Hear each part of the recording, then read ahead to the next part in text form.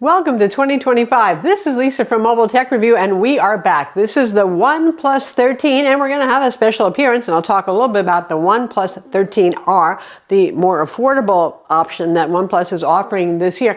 And you know, I've said it before about OnePlus, but more so ever than anything this year, this phone is just nice to look at. It's got style. It's pretty. It's 210 grams. It's a big phone, 6.8-inch display and all that sort of thing.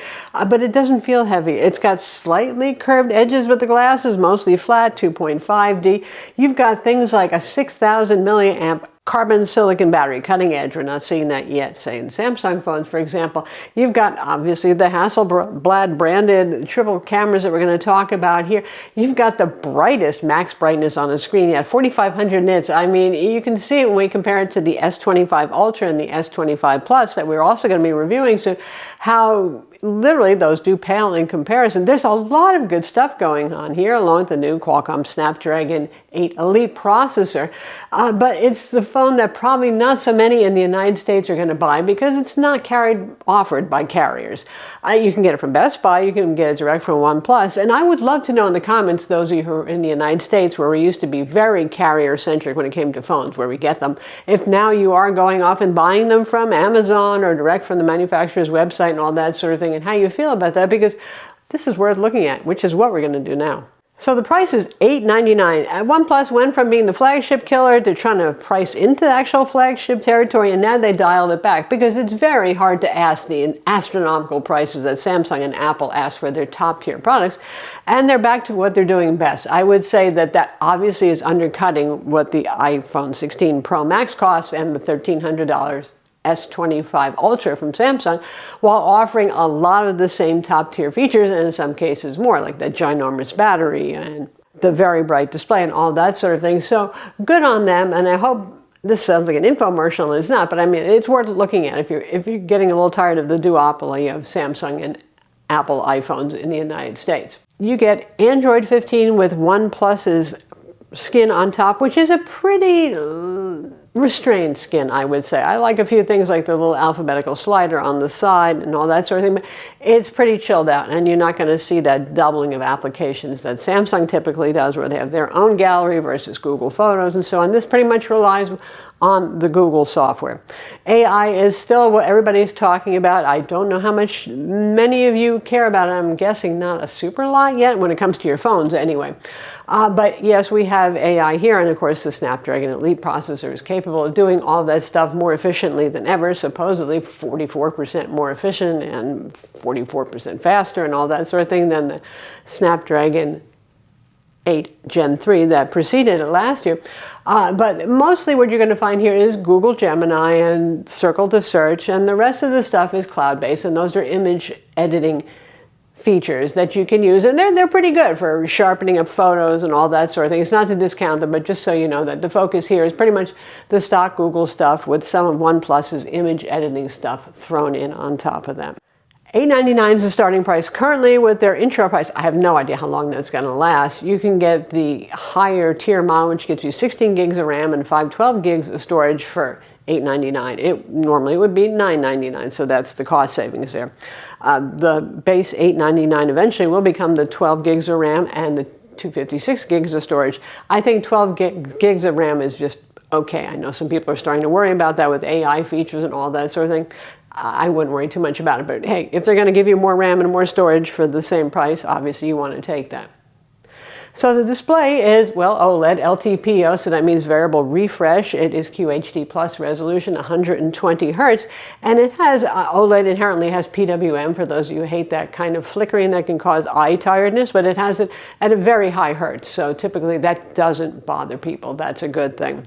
You've got glove mode and even wet mode too, because you know how screens get a little wonky when they're wet, and well, why would you want that? OnePlus historically has been lacking in two things: wireless charging, which we now have, I'll talk about, and also water resistance, official IP ratings. And they said because it costs too much to pay for the rating or something like that. Whatever, they got over that now. It's IP68 and IP69. So what does that mean? Jets of water. Okay, so they invited us to throw it in the dishwasher. I did not do that. I know some of our compatriots on other channels have done that, and the phone has survived. So I guess if you're a firefighter, this is very handy. Jets of water, maybe you're going into the water park with your kids. Anyway, yeah, it's finally extremely water resistant and dust resistant as well. So that's something we do want to see in a phone that's approaching $1,000. It might not be as expensive as the S25 Ultra, but yeah, it's priced more like the Samsung Galaxy S25 Plus. And to be fair, I think that is where the camera comparison becomes more fair. The OnePlus sits somewhere in between. You've got your three cameras. You've got Sony sensor for the main, 50 megapixel. You've got a 3x telephoto that can do some clever digital zooming like they all can now because they can crop in on a high resolution sensor. And of course you got your ultra wide as well, and it can do macro mode, yeah. The cameras are quite good on this. They're more consistent than OnePlus has previously been, where sometimes some shots looked off in color balance or contrast, and you know, typically OnePlus has a lot of software updates to tweak the camera further, but I found this to be more consistent. The quality sits somewhere between the S25 Plus and the S25 Ultra, which is fitting, again, given the price tag. So one nice thing about this is the telephoto lens is very usable. I'm really fond of that. Sometimes there are cows off in the distance on the hill and I want to capture them, and it can do that. You can go up to 5x and it's fine. 10x, it starts to get a little meh, not surprised. You've got 4K video recording, you've got Dolby recording, you've got HDR recording, and you can even switch between the various lenses on this and maintain your HDR. And again, it's pretty competent. They do well at video. I would say that they actually beat Pixel on video, which has never been Pixel's strong point, even though Google is trying to improve that. One thing I will say, portrait mode is pretty competent on this. I mean, my flyaway hairs actually are not edited out. It looks pretty natural, but then occasionally it does some weird things, like I'm wearing the same earrings now that I did in the portrait shots that somebody took of me, and we did multiple shots just to make sure. And you can see it kind of nerfed my earrings. It just kind of semi-deleted them, which is odd. That's sort of like the very first portrait mode phones even usually didn't whack earrings, so a little weird there. On the plus side, they're really focused on action mode and fast shutter speeds, and probably because that's one thing that people complain about with Samsung is shutter speeds are too slow. Your kids and your pets look a little blurry, you know. It does a pretty good job with that. Other amenities include, well, obviously 5G and 5G ultra-wideband, the faster 5G unlocked phone. It's not offered through carriers, so put whatever SIM you want in. Yes, we have a SIM card slot. Excellent stuff there. You got Wi-Fi 7, you got your Bluetooth, you got your NFC, all that stuff. You can use Google Pay with it. Standard Android stuff. And when it comes to software updates, you get 4 years of OS updates and 6 years of security updates. I think that's pretty fair. A lot of people are keeping their phones 3 to 4 years now, and you would want that. We've got a durable ceramic glass coating on the screen. It comes, as always, OnePlus does this with a screen protector. It's just a plastic one. And boy, does it scratch easily. I managed to kind of destroy that one in a couple of days. So you can put a tempered glass one on. They say you should probably get one that they sell, or the ones that they say are okay, to use the ultrasonic fingerprint scanner built into the display. So there's your biometrics as well as the usual facial recognition stuff. Another nice thing about OnePlus, well, besides the fact you still have an alert slider on the side of the phone so you can mute the phone quickly, is fast charging, and you still get a charger in the box. It supports 80-watt fast charging. That's very fast. Charger in the box, along with the usual red cable in there, red cable club and all that sort of thing, you know, so excellent. Yes, it supports Qi 2 fast wireless charging and the magnetic charging, but just like with Samsung, you're going to have to buy a case to actually do the magnetic part of it. You can go up to 50 watts with the wireless charging. So the case is like 25 bucks, and right now they're throwing it in for free again as part of their intro thing. And then there's a bamboo wood sort of one for 40 bucks if you like the look of that better. So good stuff. So giant battery, fast charging.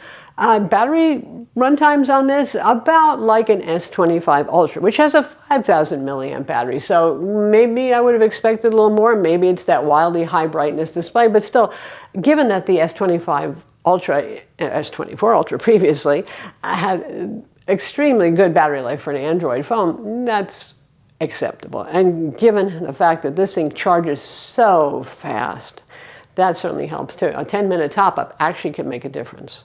Performance typical of OnePlus is top-notch. This is a very fast phone. It has dual vapor chambers for cooling, so it doesn't get terribly hot. I haven't noticed any significant throttling in this beyond what you would expect from a phone. It's a tiny, tiny computer in your hand, for example. Well, you know. All right, so we've heard everything that's great about this phone so far, and the not so great is you can't get it through your carrier, you know, that sort of thing, and they don't have as much of a support infrastructure in this country as maybe Samsung, a big company, Motorola even when it comes to that. But you might be thinking about saving even more money. So there's the OnePlus 13R. That's the more affordable phone, $599. It's a pretty good buy. You still get the 6,000 milliamp battery. You still get a lovely big OLED display there. What don't you get? You're not going to get wireless charging. You're going to get IP65, which is in a couple of raindrops, it's okay, but be careful, instead of IP69 rating.